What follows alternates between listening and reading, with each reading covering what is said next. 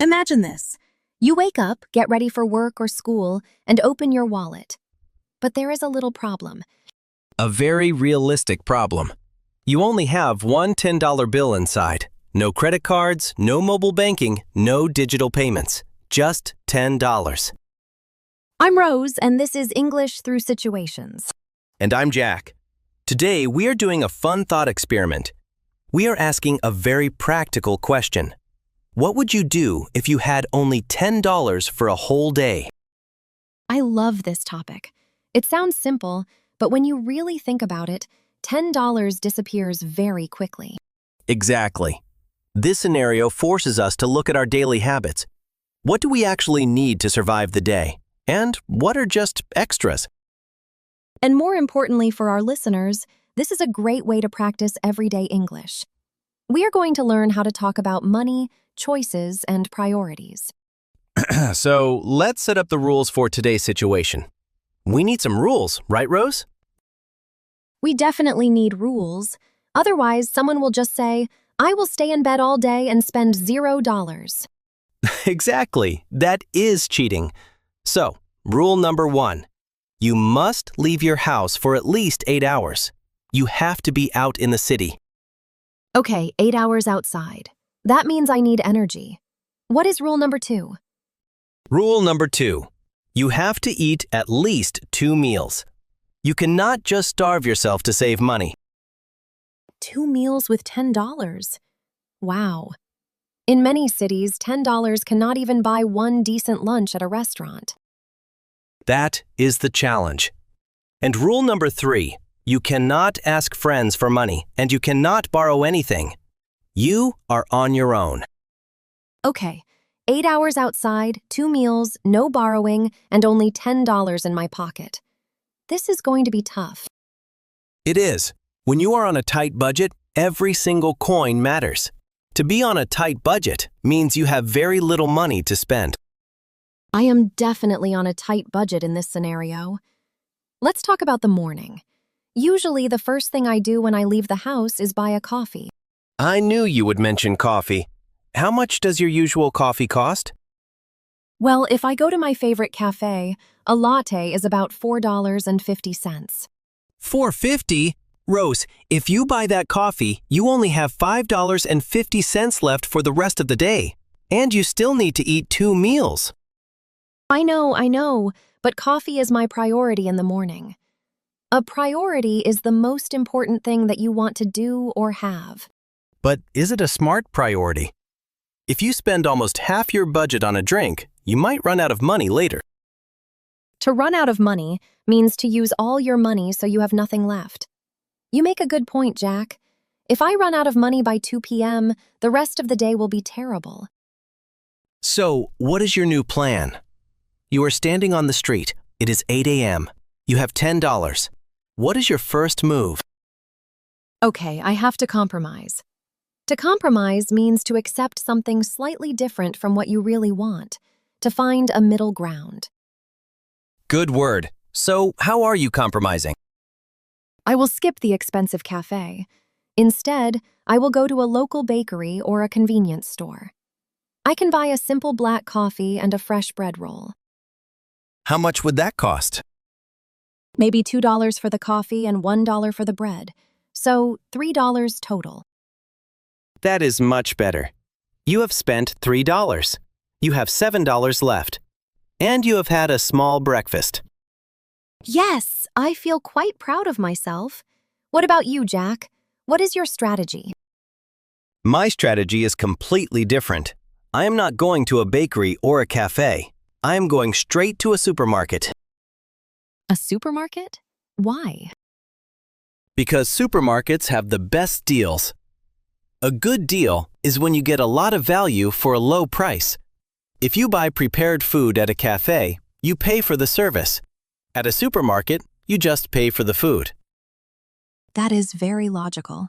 So, what are you buying at the supermarket? First, I will buy a large bottle of water. That is maybe $1. Hydration is important. I forgot about water. I was just going to ask for a free cup of tap water somewhere. Tap water is a good trick, but having a bottle is safer. Then I am going to the fruit section. Bananas are incredibly cheap and they give you a lot of energy. I can buy a bunch of bananas for maybe $1.50. Okay, so you have spent $2.50. You have water and bananas. That is your breakfast? Exactly. It is healthy, cheap, and I still have $7.50 left for lunch and dinner. You are treating this like a survival mission. When you only have $10, it is a survival mission. Now let's talk about transportation. We have to be out in the city for 8 hours. How are we traveling? Oh, this is a big problem. A round-trip bus ticket in my city is about $4. If I spend $4 on the bus and I already spent $3 on breakfast, You only have $3 left for the rest of the day. exactly. So taking the bus is not an option. I cannot afford it. I cannot afford it means I do not have enough money to buy it. So what will you do? I will have to walk everywhere. Walking is free. Walking is free, but it takes a lot of time and makes you hungry. If you walk for hours, that small bread roll from the bakery will not be enough. You will be starving by lunchtime. You are right. Every choice is connected. If I choose to walk, I need more food. If I choose to take the bus, I have less money for food. Welcome to the reality of living on a tight budget. It is all about balance. What about you? Are you taking the bus? No, I am walking too. But because I ate bananas, I have more energy than you. And I still have my water bottle. Fine, you win the morning challenge. But let's move on to the middle of the day. It is now 1 p.m. We are tired, we have been walking, and we are hungry. It is lunchtime. Rose, you have $7. What is your plan? I need something hot. I cannot just eat cold snacks all day. I think I will look for street food. Street food is a great idea. It is usually much cheaper than a sit-down restaurant. Yes! There is a small food cart near the park that sells hot dogs, or maybe a simple slice of pizza. I think I can get a big slice of pizza for $4. $4 for a slice of pizza. That leaves you with $3 for the evening. It is risky, I know, but a hot slice of pizza will make me feel so much better. Sometimes you need a little comfort, even when you are on a budget. That is true. Mental energy is just as important as physical energy. If you feel completely miserable, the day will feel very long. What about your lunch, Jack? You have $7.50, and you are probably tired of bananas by now. I am. For lunch, I am going to use a special trick. I am going to a large grocery store that has a hot food section or a bakery clearance shelf. A clearance shelf? What is that? Clearance means the store is selling items at a very low price because they want to get rid of them quickly. For example, baked goods from yesterday are often half price. Oh, that is smart. So you are looking for discounted food. Exactly. I can probably find a pre-made sandwich that is on sale because it expires today. Let's say I find a decent sandwich for $3. So you spend $3. You have $4.50 left. You are richer than me right now. Yes, and I am still full from my bananas. Okay, so it is the afternoon. We have walked around, we have eaten our cheap lunches. Now we have to kill time until 8 p.m. To kill time is a great phrase. It means to do something to make the time pass while you are waiting. What are you doing to kill time without spending money? Well, I cannot go to a movie theater, that is too expensive. I cannot go shopping, so I will go to the public library. The library! That is the perfect place. It is free, it is warm, there are chairs, and you can read books or magazines. Yes, and they usually have free Wi-Fi and restrooms. When you have no money, the library is your best friend. I completely agree. I would also go to a park if the weather is nice, but the library is the safest option. We can sit there, rest our legs, and read for a few hours. Okay, we survived the afternoon at the library. We read some magazines, we rested our feet, and we stayed warm. It was a good strategy. But now, it is 5:30 p.m. The sun is going down, people are finishing work, and the city is getting busy. And more importantly, our stomachs are empty again. It is time for dinner. I think this is the hardest part of the challenge. It really is. By the end of the day, you want a proper meal. Let's look at our budgets. Rose, you spent $3 on breakfast and $4 on pizza. You only have $3 left. I know. $3 for dinner in a city is almost impossible. I cannot go to a restaurant. I cannot even go to a food truck. So what is your grand plan? Are you going back to the bakery? No, bakeries are usually closed by now, or all the good bread is gone. I have one secret weapon left. The convenience store. The convenience store. What are you going to buy? Instant noodles. A cup of instant noodles is about $2. And the best part is, convenience stores usually have free hot water. That is actually brilliant. You pay $2, you add the hot water right there in the store, and you have a hot, salty dinner. Exactly. It is not healthy, and it is not fancy, but it will make me feel full. And I still have $1 left. I can buy a small candy bar for dessert. A $1 candy bar. So you finished the day with $0. You spent everything. Yes, but I survived. I had coffee and bread, a hot slice of pizza, instant noodles, and a little piece of chocolate. It was a tough day, but I made it. I have to admit, that is a very solid plan. You managed your tight budget very well. Thank you. Now, what about you, Jack? You have $4.50 left. You are the rich one in this situation. Well, I started with bananas and water. Then I had a discounted sandwich. For dinner, I want something hot and filling. With $4.50? Good luck. I am going to a local fast food place. Not the expensive ones, but the places with a value menu. A value menu. That is a great phrase. A value menu is a special menu in a restaurant with very cheap, basic items. Exactly. On a value menu, I can find a basic cheeseburger for about $2.50, and maybe a small portion of French fries for $2. That is $4.50 exactly. Yes, a burger, fries, and I still have the water from my morning trip to the supermarket. I am full, and I survived the day. You know, doing this thought experiment makes me realize something. What is that? When you only have $10, you spend so much mental energy just thinking about money. Every single choice is a calculation. That is a very important point. When you have money, you just walk into a cafe and buy a coffee. You do not think about it. But on a tight budget, you are constantly planning. If I buy this, I cannot buy that.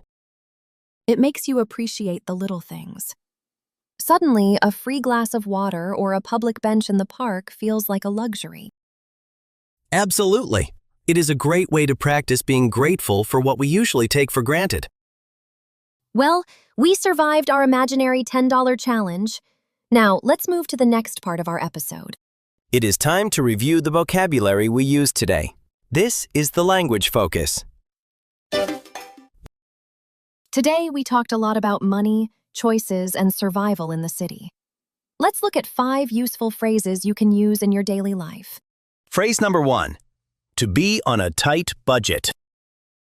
To be on a tight budget means you have very little money to spend. You have to be very careful with your expenses. For example, you can say, I cannot go to the concert this weekend. I am on a tight budget right now. Repeat after me. To be on a tight budget. Phrase number 2.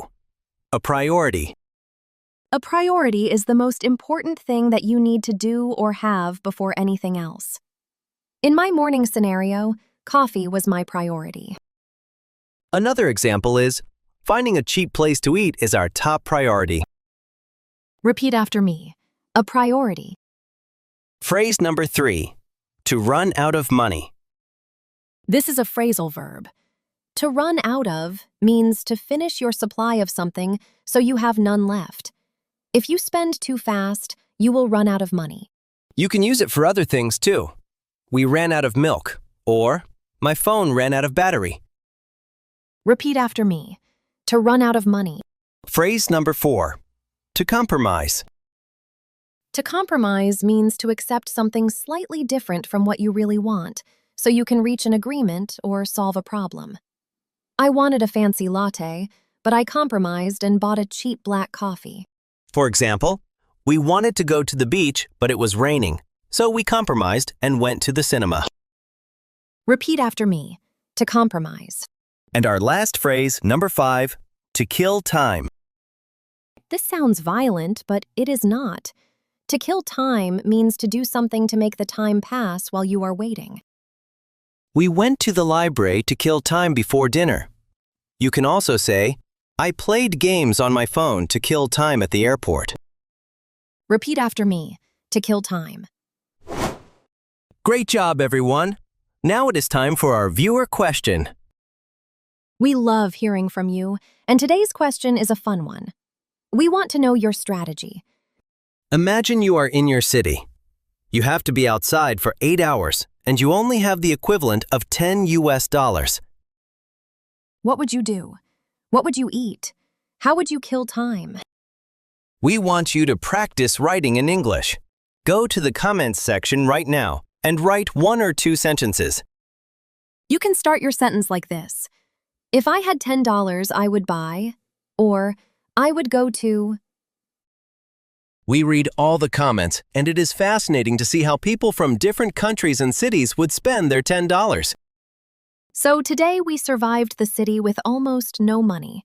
We learned some essential financial vocabulary, and we practiced making tough choices in English. And remember, whether you are talking about big business deals or buying a cheap cup of coffee, practicing these everyday situations helps you think faster in English. If you enjoyed this $10 challenge, please hit the like button, subscribe to the channel, and share this video with a friend who is also learning English. It really helps us create more situations and more lessons for you. You have been watching English Through Situations. Real English, real situations, better conversations. I'm Rose. And I'm Jack. See you in the next episode.